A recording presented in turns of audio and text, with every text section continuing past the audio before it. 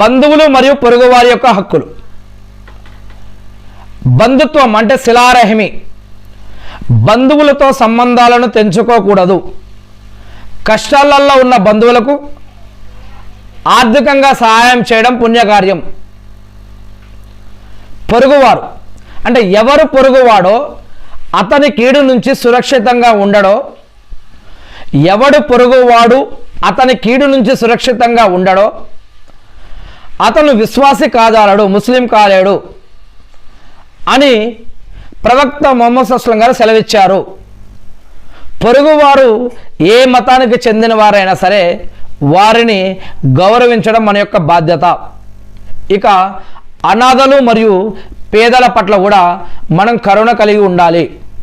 అనాథుల యొక్క ఆస్తులను కాపాడాలి మరియు వారిని ఆదరించాలి. సమాజంలోని అణగారిన వర్గాలను, భిక్షగాళ్లకు మరియు బాటసారులకు చేతనైన సహాయం చేయడం కోసం ప్రయత్నించాలి.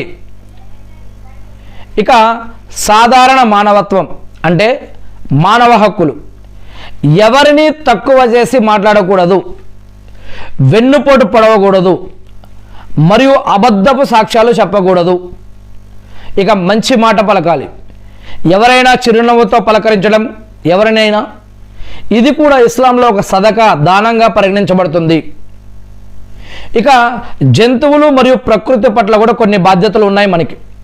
కేవలం మనుషులే కాదు, అల్లా సృష్టించిన మూగజీవులు మరియు ప్రకృతి పట్ల కూడా మనకి బాధ్యత అనేది ఉంది. జంతువులను హింసించకూడదు.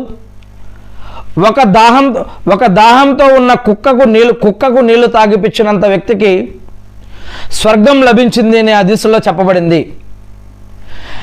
చెట్లను నాటడం మరియు నీటిని వృధా చేయకపోవడం కూడా పుణ్యమే. చెట్లను నాటడం, నీటిని వృధా చేయడం కూడా పుణ్యమే.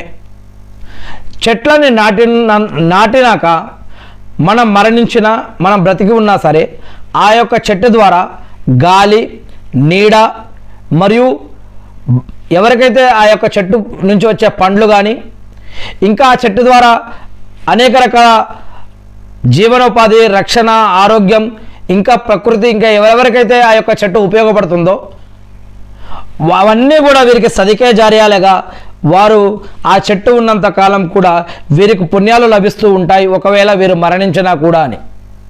అదేవిధంగా నీటిని వృధా చేయకూడదు. నీటిని వృధా చేయకుండా ఉండటం కూడా పుణ్యమేనని ఇస్లాం తెలియజేస్తూ ఉంది. ఇక్కడ నేను కొన్ని విషయాలు మాత్రమే చెప్పగలుగుతున్నాను.